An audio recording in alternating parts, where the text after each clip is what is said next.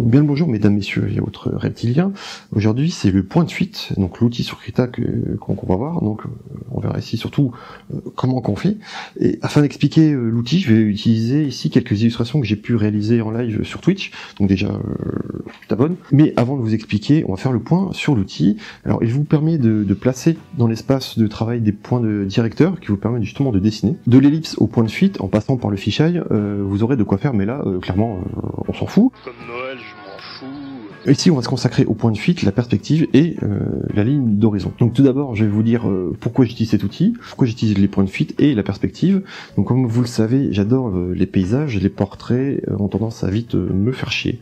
J'adore les paysages qui nous invitent justement à regarder, on s'assoit, on regarde et surtout on ferme sa gueule. Mais il va la fermer sa gueule! Le côté contemplatif, pas dans le sens épique, mais plus le côté homérique, notamment le truc on attend, on regarde et on contemple, quoi. J'aime bien mettre l'humain à sa place, que le paysage soit grand, vraiment très grand. Surtout dans l'idée, c'est qu'une fois que l'illustration est finie, que la personne voit l'illustration, qu'elle ait envie en fait de s'arrêter, de regarder toute l'illustration, d'avoir des émotions, plein de ressentis et aussi des saveurs. Voilà, ça peut paraître con, mais c'est super important pour moi. Donc pour ça, on va étudier quelques illustrations que j'ai fait en détaillant un maximum et en vous donnant les clés pour que vous de votre côté, vous puissiez observer, faire et créer. Je vais d'ailleurs répondre à vos questions durant cette vidéo, car oui, je réponds à vos questions. J'avais fait un post sur l'onglet communauté et vous m'avez répondu, donc voilà, hein, c'est foufou. Mais avant ça, je vais vous montrer l'outil, comment installer ça sur votre scène.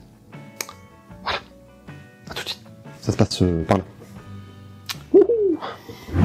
Tac, 1, 2, 1, 2. Bordeaux, Toulouse, Le Mans. Donc là voilà, on est sur le PC, mais avant de parler justement de cette illustration là, je vais vous montrer où est l'outil perspective. Donc l'outil perspective, il est ici, hein, vous voyez, c'est sur de petits ronds avec une sorte d'étoile, enfin de crosse, une sorte de croix et de trucs, enfin de ce bordel quoi, donc c'est cette icône là, hein, faites pas chier. Donc tout simplement, vous allez cliquer ici, et dans vos paramètres de l'outil, si vous savez pas où ça s'affiche, donc c'est dans paramètres, panneau, et c'est paramètres de l'outil, voilà. En plus, je vous fais un tuto sur interface, c'est génial. Donc, dans le paramètre de l'outil, vous pourrez justement sélectionner le type de perspective que vous voulez utiliser, entrer sur la perspective sur le point de fuite, et les perspectives à 2 points. Je vais vous expliquer pourquoi j'utilise cela, les autres, clairement, je m'en tamponne. Là, clairement, je vais vous montrer pourquoi j'utilise cet outil et à quoi il me sert, en fait, voilà. Bref, on m'a demandé de parler de la problématique des personnages et de la perspective, donc du coup j'ai utilisé cette illustration là, même si elle n'est pas finie, ce qu'on m'a posé comme question peut servir.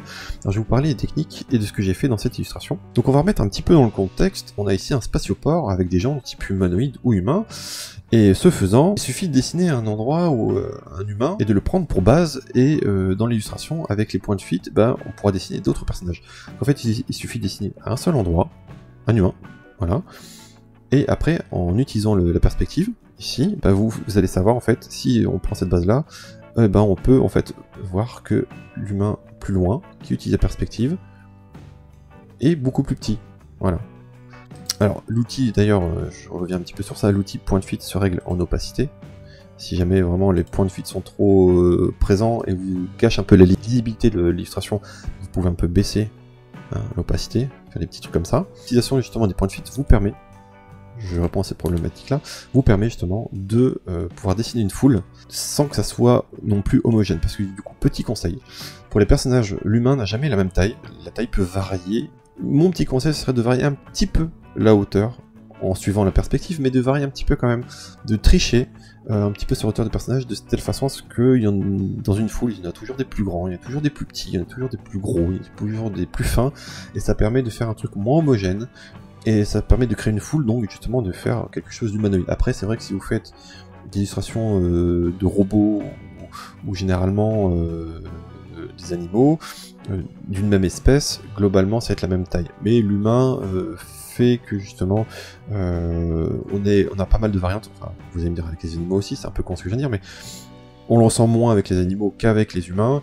Et si vous faites des trucs du type robotique, là c'est sûr que vous allez avoir, surtout si vous dessinez la même chose, vous allez avoir le côté très homogène d'une foule.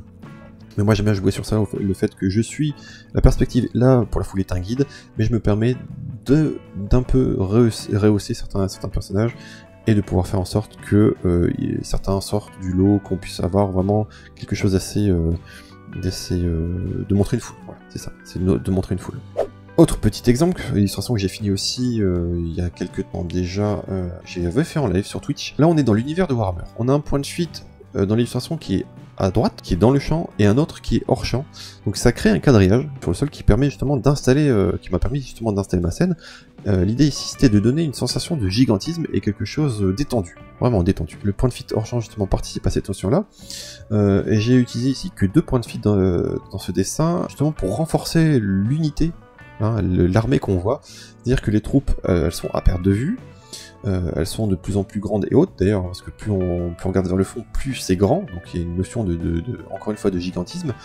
Donc les bâtiments lointains sont gigantesques aussi, mais tous regardent dans la même direction, dans la direction justement de la chef, hein, de la reine qui s'appelle Khalida.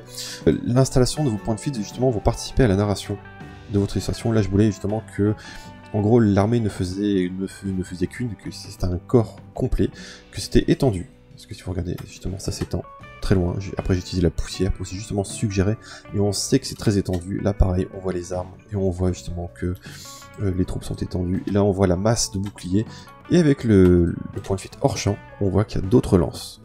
Donc là, pareil, j'ai suivi. Et ça montre justement que hors champ, il doit avoir la même quantité hors champ à gauche, qu'on a affaire justement à une armée qui est prête, qui est solide, qui va tenir front, qui fait bloc. Et au fond, on a des trucs gigantesques qui utilisent encore justement la perspective. Voilà. Que ce soit les 2 statues très sombres au fond qui utilisent la perspective de droite, ou les obélisques qui tiennent, le point de fuite de gauche.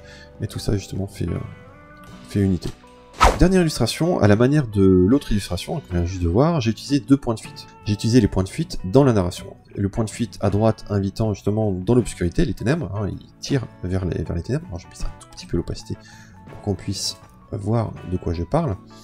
Hop, on la remet. Donc le point de fuite à droite invitant dans l'obscurité, les ténèbres, le point de fuite à gauche amenant vers la lumière, et le quadrillage qui me permet de faire un chemin non droit, vallonné et qui est aussi entre le sombre et le clair, pour aller justement au loin à gauche, hein, pour tendre vers la lumière.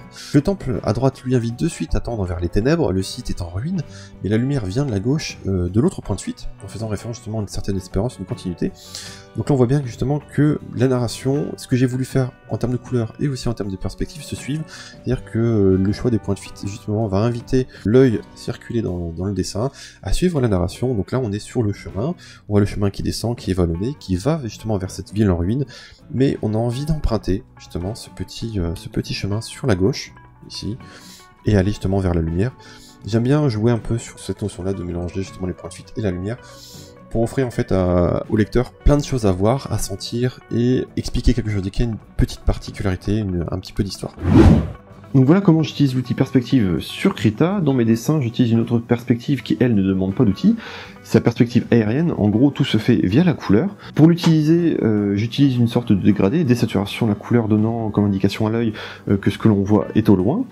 Alors si vous voulez que je fasse une vidéo exclusivement sur cette perspective-là, bah, vous le dites en commentaire, et je vous préparerai ça avec pourquoi pas une étude de paysages existants. Je vais sur place, je prends des photos, je filme, et je reviens ici chez moi, et je le dessine en vous expliquant le pourquoi du comment. Est-ce que ça serait pas bien? Ça serait génial, non? Hein? Non? C'est bien? Bon, en gros, tu le dis en commentaire, et je vous fais ça. Je peux le faire. Je peux. Donc voilà, j'ai essayé d'expliquer pas mal de choses en peu de temps, et c'est vraiment dur. C'est ce qu'il disait! Donc j'espère avoir répondu à un maximum de vos questions, que je vous ai donné pas mal de clés pour pouvoir créer. Si vous voulez aider ma chaîne et mon travail ainsi que moi-même, hein, n'hésitez pas à interagir avec le contenu, commenter, partager mes vidéos.